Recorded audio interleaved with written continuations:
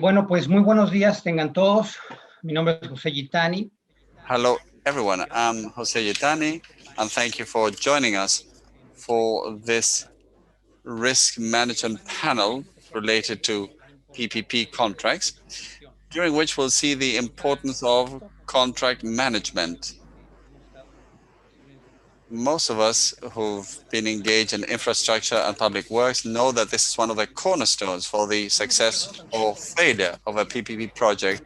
And based on our experience in the region, in structuring projects, and also in our discussions with participants from across the region, we have seen that much time is devoted to the planning, structuring, implementation, and construction process of the project. But the contract design and planning does not get as much dedication. So issues like monitoring, transparency, and follow-up become complex matters that can pose significant challenges to the project in the short, medium, and long term. This panel will open with a presentation of a report prepared by Deloitte regarding the allocation of responsibilities, tools, and monitoring processes for PPP projects. This report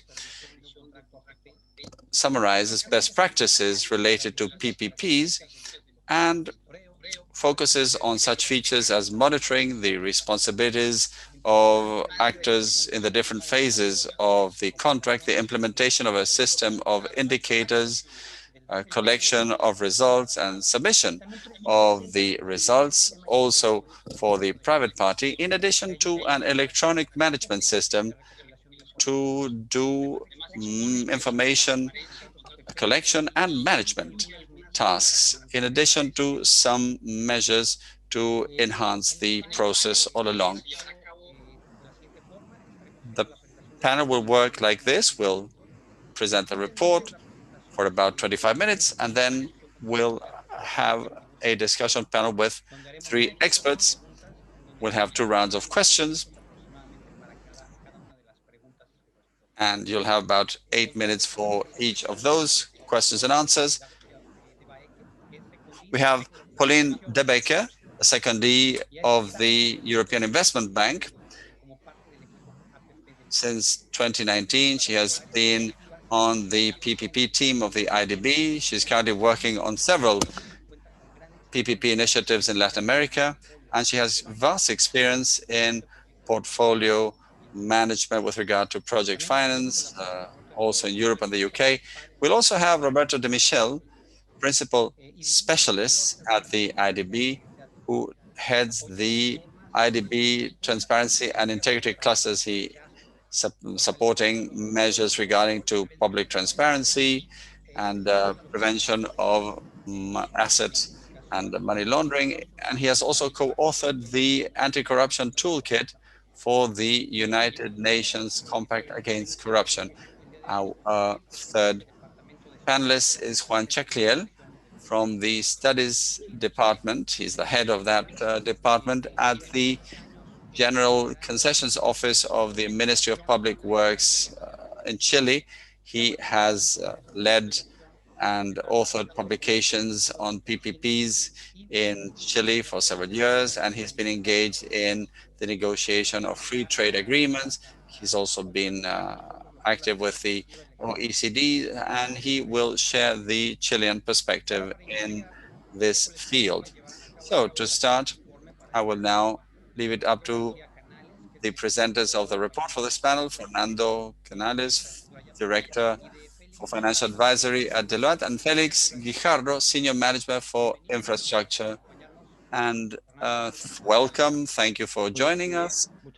You have the floor. Thank you, Jose, and hello, everyone. We'll be presenting the conclusions of the report we have called Allocation of Responsibilities, Tools, and Monitoring Processes for Adequate Performance and Transparency in PPPs, which we think is a matter of interest, because at the end of the day, these are the tools that ensure efficiency in PPP contracts. and enhance transparency in these processes by including them in the contracts, seeking to fill a void that might be in the analysis and literature so far, since we haven't found reports dealing with this until now. PPP contracts, if we move on to the first slide, understood as a long-term relationship for the development of infrastructure of services, show specificities that set them apart from ordinary contracts for works and operations. This is where follow-up and control activities become particularly important. What we'll call monitoring, some of the most critical aspects throughout the life cycle of a project. First, because of the greater complexity involved, as this allocates very different functions and responsibilities for a very long term. So you need to make sure that effective risk allocation does not alter the economic balance of contracts to the greatest extent possible. Also, because in these contracts, the administration is placed in the position of a supervisor, which is different from the active manager role in traditional contracts for works and services. The role of the administration here is key, since it must supervise the faithful performance of the contract and in accordance with the subject matter. This is a complex activity which involves supervising proper compliance with the contract provisions, and proper monitoring enhances the socioeconomic expected value of the contract by incentivizing appropriate service delivery, contributing throughout the whole life cycle of the infrastructure project to optimize and enhance the cost considerations. But it's also a key instrument to ensure appropriate risk allocation, enhancing the value for money of the project and minimizing the contingent liabilities that the administration must take into account to cover the risk. In Latin America and the Caribbean, this becomes especially important given the great tendency to use PPPs to bridge the so-called infrastructure gap, and also given the need to ensure proper follow-up for these contracts throughout the life cycle, also because the information and reporting obligations inherent in these monitoring processes mean that a PPP is an ideal framework to enhance transparency and mitigate the corruption risk, which has become one of the key concerns in Latin America and the Caribbean in recent years. Let's move on to the next slide, please.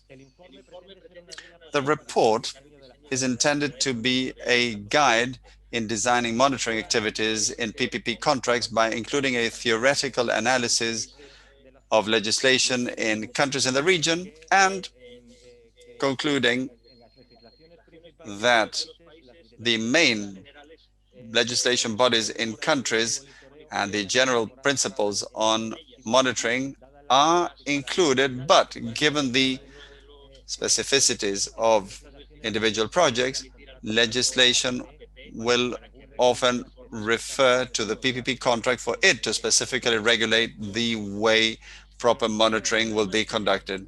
The report also has an eminently practical approach by analyzing a number of case studies in different countries and sectors so as to be able to identify individual features that may differ from sector to sector. And the analysis concludes with examples of good practices, some bad practices, and some neutral examples, which could be regarded as references for improvement purposes. The analysis we engage in throughout the report seeks to encompass the whole life cycle of the contract, and in this regard, it covers several areas, one of them being the different phases of the contract life cycle, ever since structuring all the way to reversion. And for each of the phases, it identifies the different degrees of intensity of monitoring activities. Secondly, it identifies the structure of the monitoring arrangements. Who will take care of that? Will it be staff from the administration itself, or will it be those who took part in the structuring of the project, or will this be an independent third party? The third part of the report looks at the importance of having performance indicators adequately developed to control the concessionaire and also to deal with the availability risk.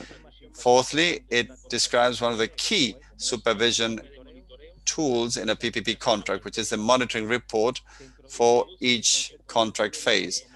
The concept of self-monitoring is introduced as an information management system. According to this, the concessionaire itself may offer initial supervision of the contract to the administration. And finally, it deals with transparency processes throughout the life cycle of the contract, including measures that may be implemented to ensure access to the key information. I now give the floor to my colleague Felix for him to explain the conclusions related to each phase. Hello there, good afternoon from here, and thanks to the IDB for organizing this session. Muchas gracias. And as Fernando said, we have gone from the general to the specific, dealing with 8 different aspects or industries specifically, trying to set some guidelines and common pathways that could prove useful in defining a monitoring process, which, as Jose Gitani said at the outset, as part of all of the phases related to the structuring of a contract, oftentimes the phase that gets less effort and energy is just that, and yet it is crucial and has an impact on most of the concession, especially the operations side of it. So within the life cycle of a PPP, we have identified 6 common phases. The first one is that of contract design, which is an internal phase related to the administration, to the procuring entity. This may be 1 to 2 years usually. Subsequently, the contract has been designed and you embark on the project. So there comes the tender, which may take 6 months, give or take, perhaps a bit more. There's a concessionaire then, and normally the concessionaire will have to make some capex investment, will have to buy rolling stock, equipment, or other supplies. Another 4 years may elapse here. Then there's a small transition phase before commissioning, and then the commissioning begins. In a standard 30-year contract, the service phase may extend for 23 or 24 years, and this is where our life as the procuring administration, supervising and monitoring compliance will transpire, and we will draw on all that work that we will have had to do in the initial contract design phase, and which, as Jose rightly pointed out when introducing the panel, this doesn't get the right amount of attention. And then there's the last phase, which is reversion, in which all assets that were in the concession arrangement revert back to the administration.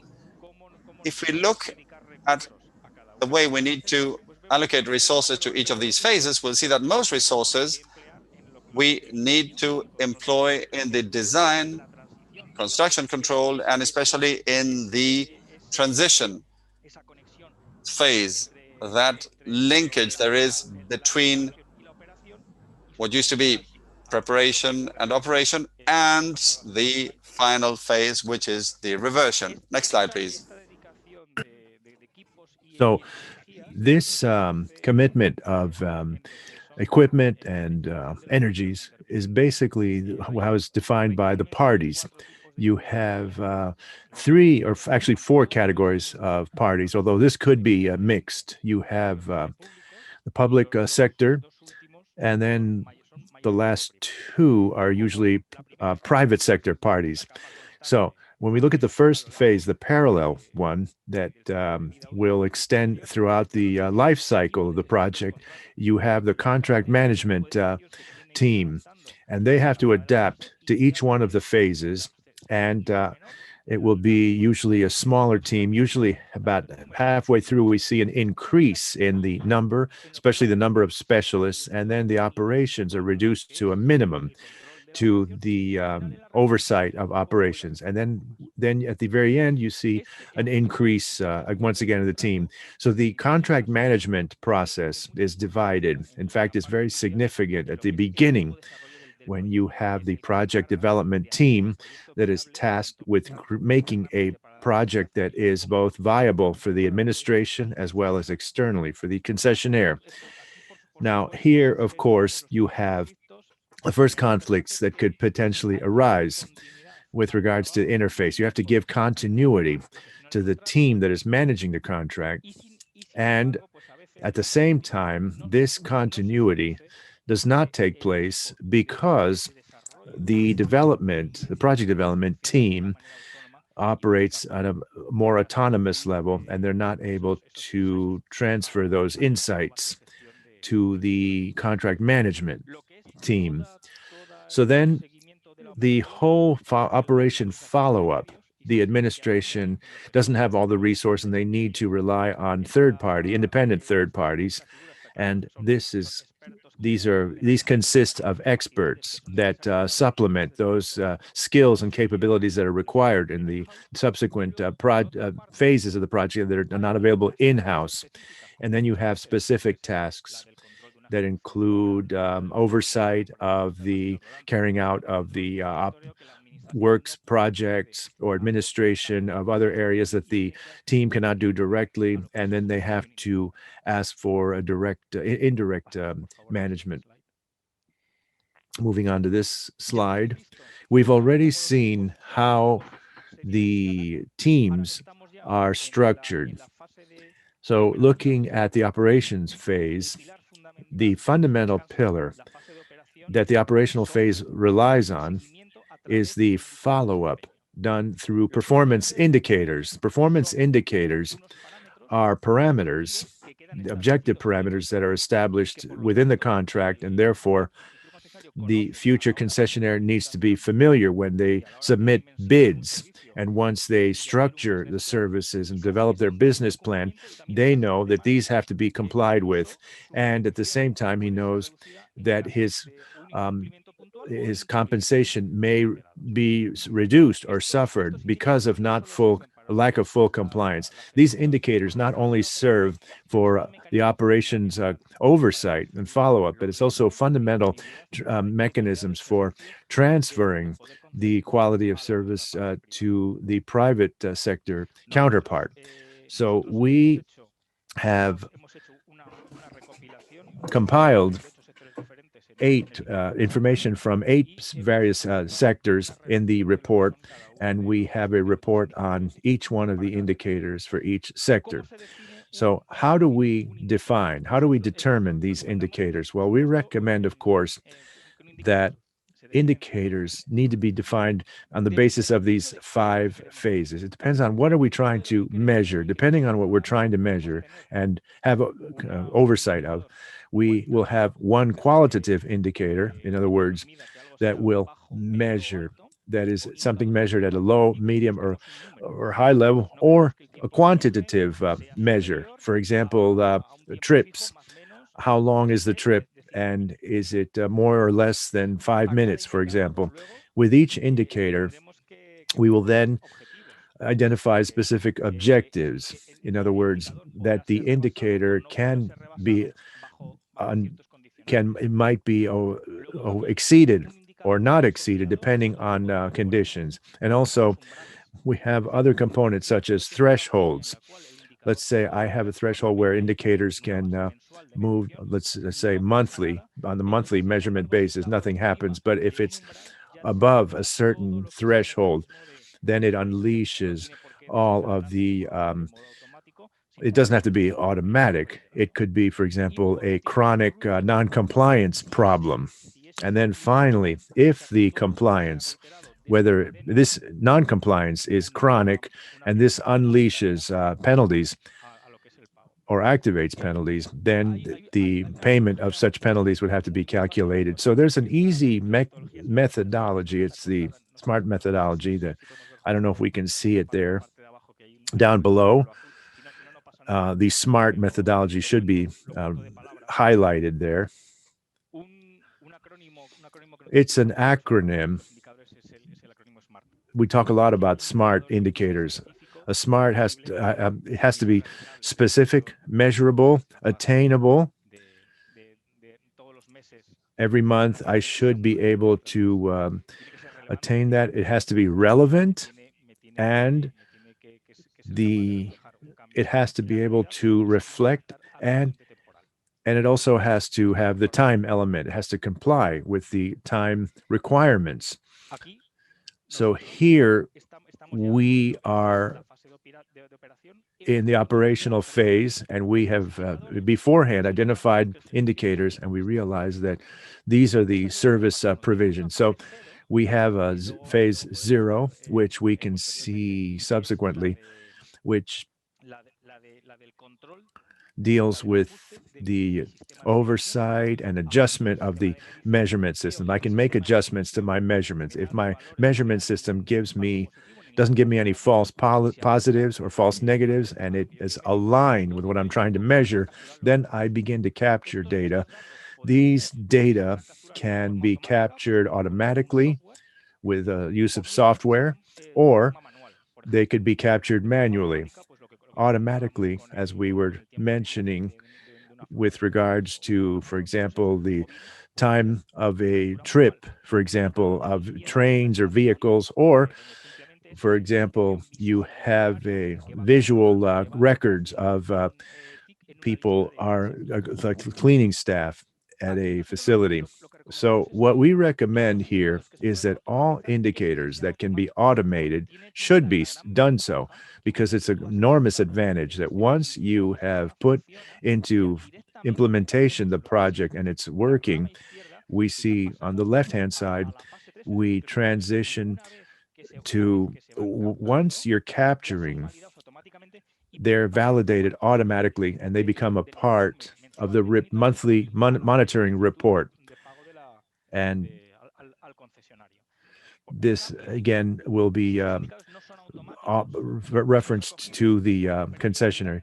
Now, if they're captured by the operators, then it needs to be validated by the counterpart, in other words, the public sector, that has to give that valuation to make sure of the accuracy and validity. Once the report is issued, the report by the concessionaire will then be forwarded to the administration, either internally or outsourced to technical staff.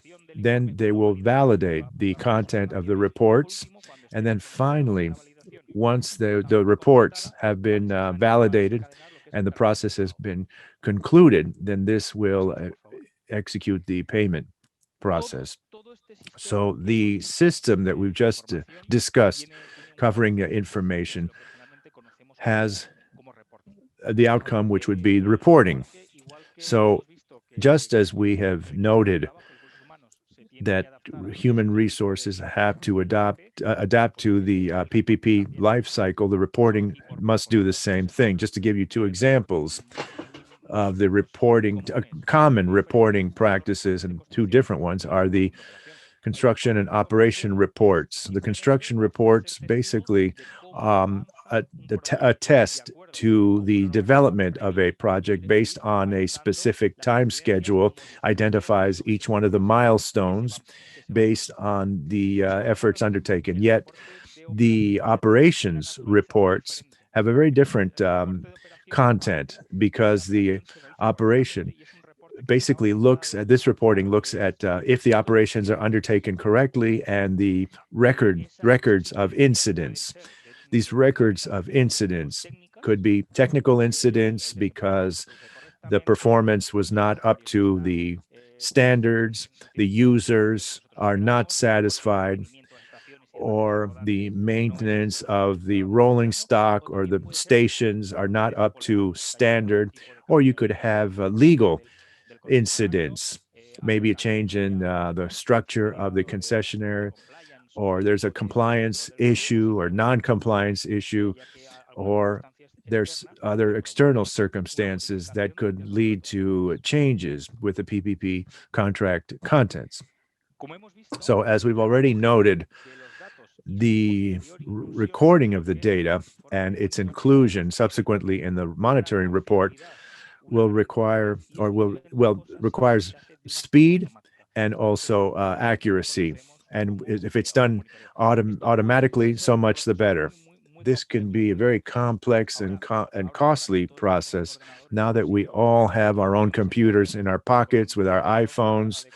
And now with the necessary hardware, we're able to measure in real time whatever may come to pass. But it's not just a question of compiling data, but it's also how is it processed, its validation, and its inclusion in reports where we're able to arrive at specific conclusions. So the system overall, the monitoring system, is also known as information management systems that compiles information from databases, very heterogeneous sources that are then put into another database with various screens in order to be able to extract specific conclusions. Now, the benefits are very clear.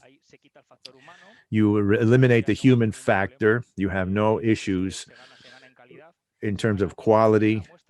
Also, the sample size, it can be continuous. It doesn't have to be in one specific time. And that could distort the mission. But it also has a handicap that it could be an enormous investment in hardware and human resource training and in software that might be required. Now, let's look at the fundamental basis. What's the reason? What's the purpose of reporting in addition to oversight and monitoring of the operations? Well, it has to be transparent. This transparency is understood at two levels. First of all, looking at our own internal level in our administration, where we need to be able to quickly, accurately be able to maybe not in real time, but we need to be aware as to exactly how is the concession unfolding and what are some of the key factors. Or do we need to intervene at some point? And we need to have a help desk platform where users can present their complaints, recommendations, suggestions, and help us identify those issues that might result from new transactions and create a channel for communication as well as for channeling their recommendations and comments. You need to include here the regulatory information, the internal bylaws and legislation within the and rules within the organization.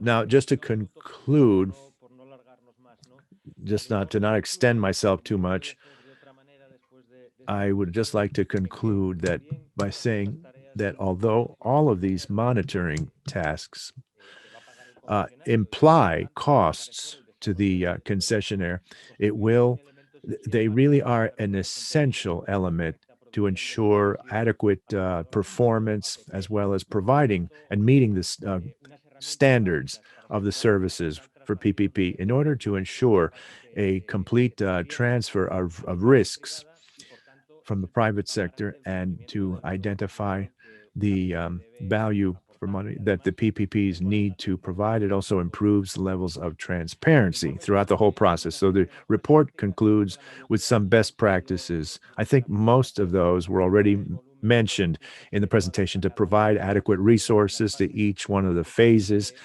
where the contract stipulates and identify the obligations by the private sector.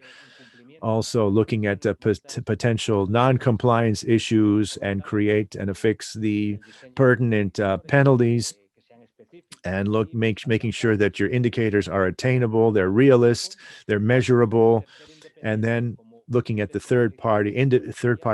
independent parties that can work with the administration involved in oversight and monitoring the implementation of automatic performance indicators, self-monitoring, clearly identify with the public sector administration of the type of oversight and management of the contract, providing a clear distribution of tasks between the processes and all of the talent, for example, compiled throughout the contract, and transfer that to the control and oversight group to establish to define clearly the PPP contracts.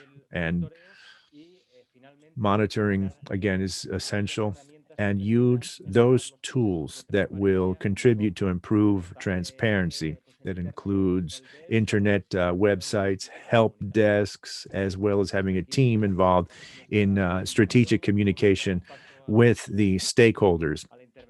So now we've concluded, and we just like to answer questions from the panelists. Well, thank you very much. Very interesting presentation. I'd like to start with Pauline. So the first question, Pauline, in this round is that we've seen that a correct monitoring is essential in order to help the PPP projects unfold and achieve their economic potential and contribute to the value that the contract is already stipulated. We know that on certain occasions it's been mentioned that the success or failure of a project hinges not just on the contract stipulations, but also the preparation of the contract. So based on your experience working with at the European Bank of Investment and Infrastructure, what is the profile for a contract management team, especially from the perspective of the private sector? Well, first of all, thank you very much for inviting me to attend this event, and I congratulate the team. It's been an excellent presentation. So as you so aptly stated, a sound cooperation is fundamental for the success of any PPP. If it's not managed adequately, then the project will lose its socioeconomic value and ultimately could lose sight on its own objectives. First of all, it's important to remember that the PPP are links between the public and private sectors, and that both parties share the same objectives of establishing or achieving a successful project for both parties. It's not just a question of managing the PPP contract, like the administration and respect of clauses, but also making sure that within the contract you adequately assign the responsibilities of risks throughout the life cycle of the project. This needs to be done proactively instead of reactively. I think that's essential. In order to respond to your question, what profile should a contract management team have with PPPs? Let me first address the team, and then I'll look at the skills of the ideal profile administrator. So the number of team members depends on the size, the scale of the project, the complexity of the services provided by the private sector, as well as the resources deployed in managing other services to create those synergies.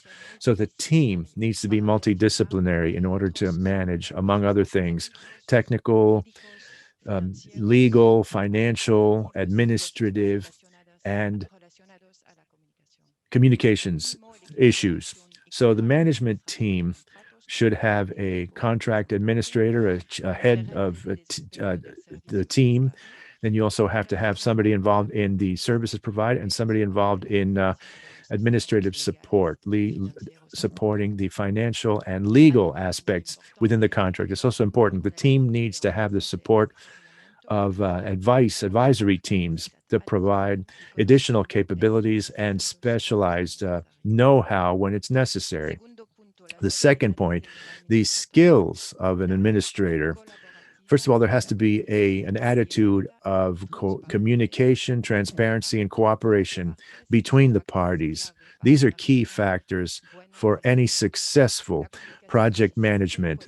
Any deficiencies can result in damaging the relations and a reduction in the level of mutual trust and confidence. Based on my own experiences, the most important facilities that administration needs to have, or skills, are the following. First, that person has to be an excellent communicator with both internal and external stakeholders. Secondly, that person needs to be able to make decisions using the right judgment criteria based on careful analyses. Also, it needs to have excellent negotiating skills. Now, fourthly, you also have to be pragmatic and have a common sense. The person also needs to always keep in mind the initial objectives of the project. And to conclude, we have also the written stipulations and rules and the contract, and then what happens in practice. Things don't usually happen in real life as they were originally stated on paper.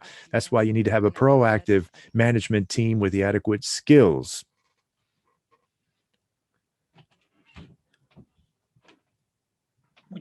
Thank you very much. That's a very interesting perspective, and I share much of what you've already discussed, especially the fact that the development of the contract also requires a multidisciplinary team, not just 2 or 3 people tasked with it. So now I'd like to ask a question to Roberto Micheli, an expert from the IDB. When we talk about transparency with regards to PPP contracts, there's always some challenges at various levels or throughout the phases within a project. One of the major challenges has to do with, for example, in designing projects. One of the projects that probably raised the most challenges involving transparency was with the London metro system, the underground. So I'd like to know, in terms of the transparency measures that was already discussed earlier, the measures in the study, which includes a help desk, there's a website. What other tools do you think should be considered in order to improve the levels of transparency and strategic communication? Thank you very much for this kind invitation, and thank you. I'd like to thank all the panelists for the initiative that they are carrying out. I think the focus of the study needs to be carefully looked at regarding transparency. I would just like to mention that I think here the study is not clear in terms of its focus, because at first you talk about the cycles, but then you talk about contract management. And I think these are two different things, because transparency and integrity, I'm going to get to that, they're common to the entire cycle, not just 1 or 2 phases. So I mention this because, fortunately, we have an abundance of literature that addresses this and explains the kinds of risks that arise throughout the contract's life cycle, and what are some of the measures that help to mitigate those risks, and which are those involved with integrity, and which one of those are involved with transparency. They're 2 separate worlds, and I think it's essential we make that distinction. And this is based not just in what authors like Llosa, Edgar, and Engel point out, that conducted an excellent study on governance, PPP governance, but also is what you mentioned, the experiences that we're seeing on the basis of cases in the region. So the first point has to do with integrity. There are mechanisms, or there needs to be mechanisms, to ensure that integrity throughout the life cycle of the PPP contract. That government, for example, do government officials involved, do they have any conflicts of interest? Are they directly impacted? Do they have an indirect or direct benefit from this? Public ethics, procedures and rules, and then make sure that there's no conflict of interest between public officials and bidders. So I think you need to make an effort to recognize these fundamental aspects, and these are the causes of most of the issues that we have seen. And I think there's a lot of work that ahead of us in dealing with addressing that. And then the study also referring to transparency. Let me get back to the importance of creating an analysis or establishing an analysis of the entire life cycle of the contract. Transparency is really synonymous with access to information, and access to information, and we have to recognize it's not just a conversation as to whether this is voluntary or not. No, this is an obligation.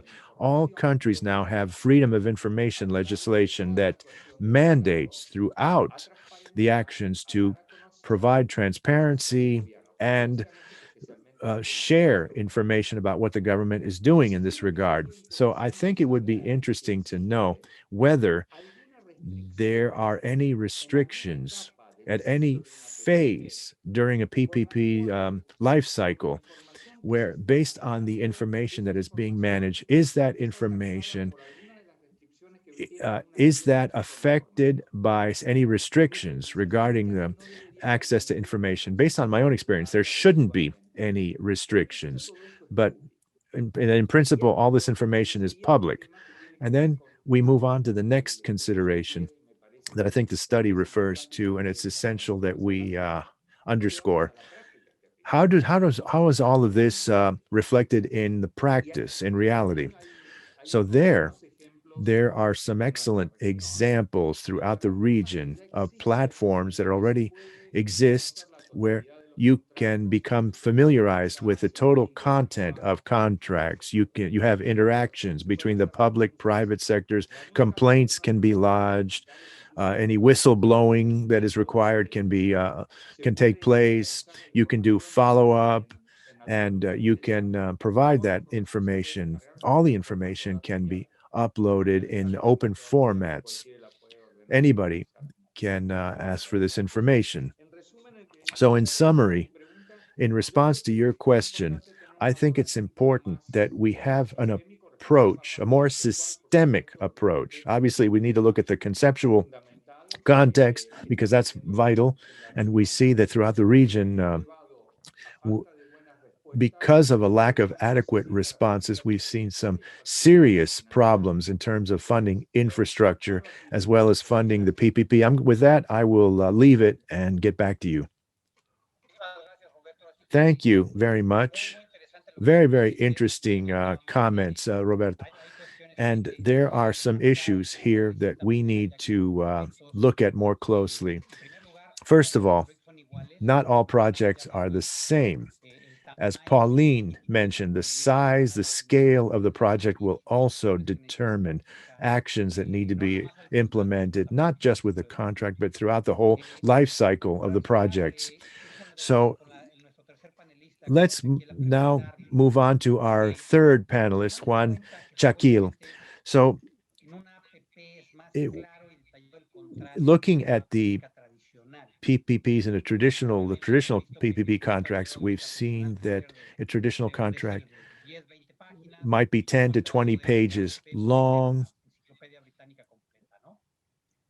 And what are the specific challenges that you've encountered in terms of monitoring and follow-up as opposed to traditional public works projects in Chile? And what lessons can we draw from one or the other of these formats that can be applied?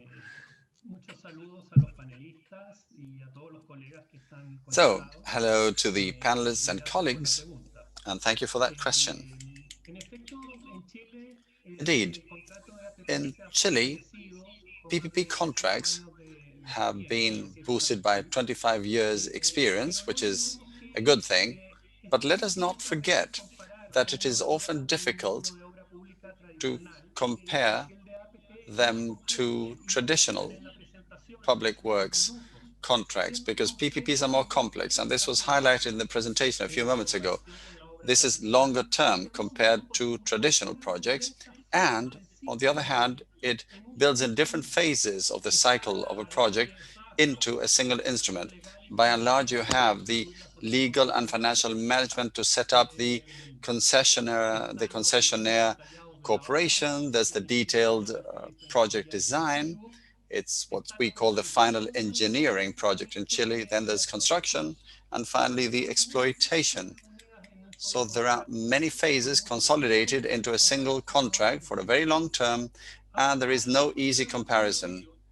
However, I think we need to really look at the big picture here when we talk about monitoring and oversight. By the way, I like talking about the idea of oversight because it really gives you the idea that there might be consequences. The monitoring may actually involve an ability to impose penalties. So I think oversight is a bit more revealing as a term. So in this regard, we need to consider three key pillars. On the one hand, a contract is structured with responsibilities and clearly defined performance indicators as stated in the presentation. I think that's very good.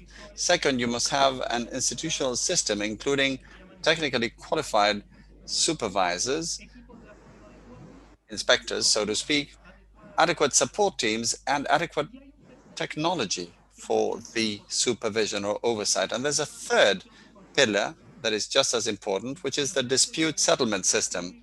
And you may wonder, why is Juan referring to this? What is the connection here? Monitoring has a practical and very important implication. And I can assure you that even the best contract in the world and the best professionals in the world, private and public, will be able to avoid any differences or conflicts in a long-term complex contract. And let me say that an important part of the conflicts have to do with objections to fines imposed by the authorities. In 2020, for instance, out of 52 claims in the dispute settlement system in Chile, 13 were related to challenging penalties, so or fines, so about 25%. So we need to be aware there's an additional role for the supervisor there, which is to provide background in support of their recommendations for the imposition of penalties or fines. So there's that additional role.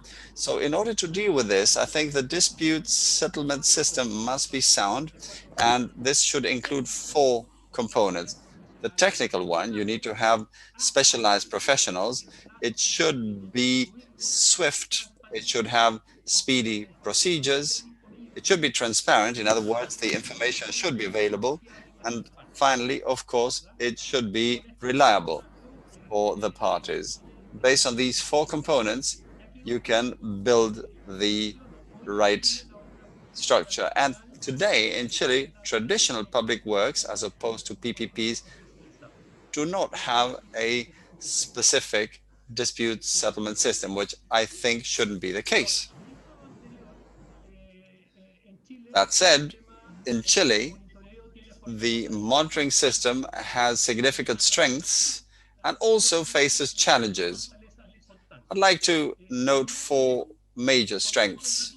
First, well-defined contracts and indicators, clear performance indicators, clear sanctions, also rewards if applicable, and all of this managed through information systems based on indicators, which are speedy and efficient.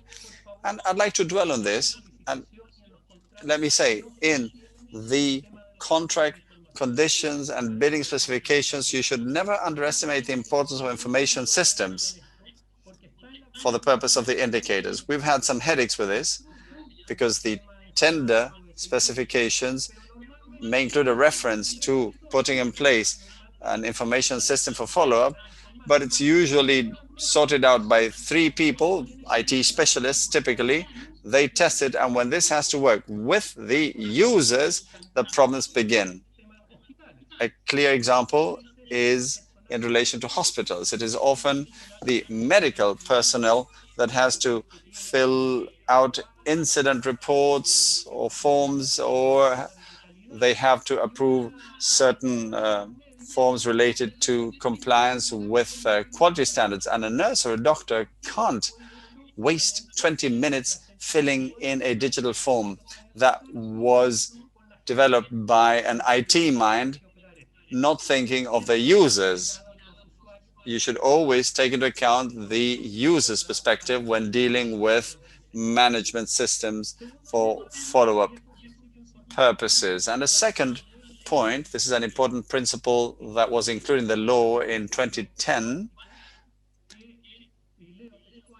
It is a basic principle. There will be no right to any compensation whatsoever for investments made by concessionaires in order to maintain service levels and technical standards committed in the tender specifications, since that's an obligation undertaken by the concessionaire. So every investment required in order to fully perform the contract in terms of the performance indicators and monitoring is the responsibility of the concessionaire. So if the concessionaire needs to implement this, it can't request compensation from the state in order to perform the duty they have undertaken in the contract. This is a principle that is set out in the law, and I think it's important because it deflates the possibility of future claims. Of course, it's a different kettle of fish if the state wants to improve the situation or standards through contract modifications. There, you need to know what investment is required and compensate for that, but not the baseline as regards the duties of the concessionaire. The third point, sorry, and I'll end on this. The third point is the importance of having technically skilled inspectors. And in Chile, there's a single window with the concessionaire companies for all purposes in connection with the contract. The contracts cover different matters, and a private shouldn't have to deal with 4 or 5 officials to discuss a technical matter of a certain kind as opposed to a different kind. So the idea of the single window, I think, is important. And finally, the technological component. For oversight, we have advanced in the implementation of digital logbooks, which are the records of the contracts that include all communications, instructions, and communications between the supervisor and the concessionaire. That shouldn't be on paper, because paper can go astray. Pages may be replaced. So you should avoid that and digitalize this in order to have full transparency and monitoring of the contract. And technology in that regard is instrumental for ensuring oversight quality. Thank you very much, Juan, for that answer. I would like to pick up on what you said to ask the next question of Pauline. Clearly, there is no perfect contract. I fully agree with you that in the event of discrepancies or differences, there will always be gaps, and you need to afford some flexibility to the contract. And based on your experience with projects financed by the European Bank, could you tell us about good practices you have identified in adjustments and changes in contracts? Certainly. Very quickly, PPP contracts are long-term contracts that are inevitably subject to changes throughout the lifetime. It is impossible to predict every single risk and allocate risk for a full 20 years in a contract. The key here is to understand the balance in risk allocation and to manage changes in a way that will protect the economic balance of the PPP. The contract should include some limited flexibility. It's a very extensive subject, so I'm just going to give an example. given the limited amount of time we have. It has to do with refinancing during the life of the contract. Parties may deem it appropriate to review the financing structure, for instance, when market conditions are more attractive, among other situations. These opportunities to optimize financing are normally found in construction and after a number of years of operation that point to a financial consolidation of the project. Sharing is important between the private and public sector. The private sector will be motivated to offer the best result and maximize the gains from refinancing. It is very important for this mechanism to be adequately defined in the contract and also to have a clear way of calculating profits and their sharing. And very quickly to conclude, managing changes appropriately requires excellent coordination between the private and public party, and you need a top management team with the skills described. Thank you very much, Pauline. It's only too bad we have limited time because it's certainly something that deserves a lot of discussion. Roberto, in your publication on transparency and corruption in PPPs, there are many interesting points made. Could you tell us what challenges the region presents in relation to monitoring and transparency, and specifically with a focus on Latin America, right? Because it always seems to be the pebble in your shoe. It has been kind of the key cornerstone. Why is it so difficult for governments, administration, and the private sector to insert clauses related to transparency and to the disclosure of information, since we are dealing with a public good? Could you perhaps highlight the challenges and tell us why you think this is so often the case? Thank you very much. Very briefly now. I think, first of all, as other panelists have said, I think in many countries we face an issue of institutional capacity, quite simply. Agencies or ministries or those managing the contracts lack the capacity or strength to follow the whole life of the contract, which is very extensive. That's the first challenge. The second set of challenges is of a regulatory nature.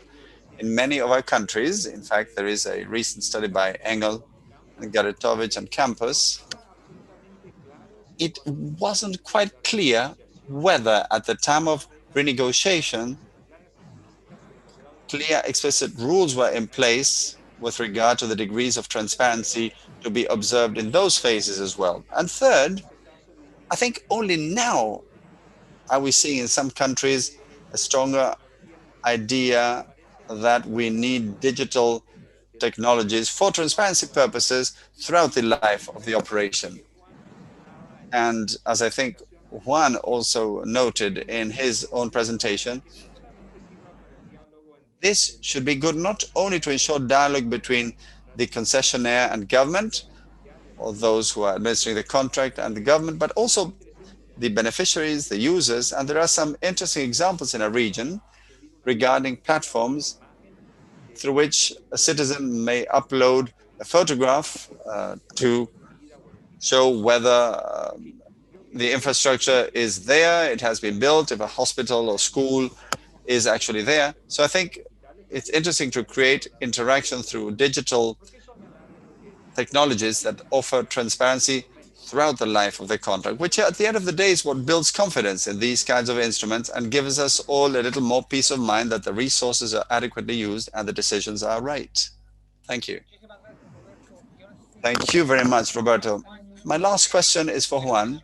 Very briefly, could you share with us a thought on the institutions and the design of monitoring? Is it a good idea to leave it up to the ministries concerned, or do you think there should be independent agencies in charge of this? Are there examples internationally that you could perhaps refer to? What would you suggest as to who should take care of that monitoring based on your experience in Chile and perhaps even internationally? Absolutely. Regarding this question, there are three messages that I would like to convey. First, when we talk about oversight and the one who should engage in the oversight, we are talking about roles, responsibilities, and incentives. And the way I see it, it's important for institutions to have a reasonable balance in designing these roles, responsibilities, and incentives, which means looking at the workloads and fine-tuning that, because often a supervisor may centralize matters related not only to oversight, but also to contract oversight, related to communications with issuing administrative orders, or also looking and or reviewing contract modifications, unlike the case in Peru or Colombia, where there are separate rules for these functions following the guidelines on engineering contracts, which I think is especially valuable to ensure a reasonable balance, because the workload and responsibilities will finally define the incentives for the supervisor. If I can speed up the project, if I can enhance efficiency, but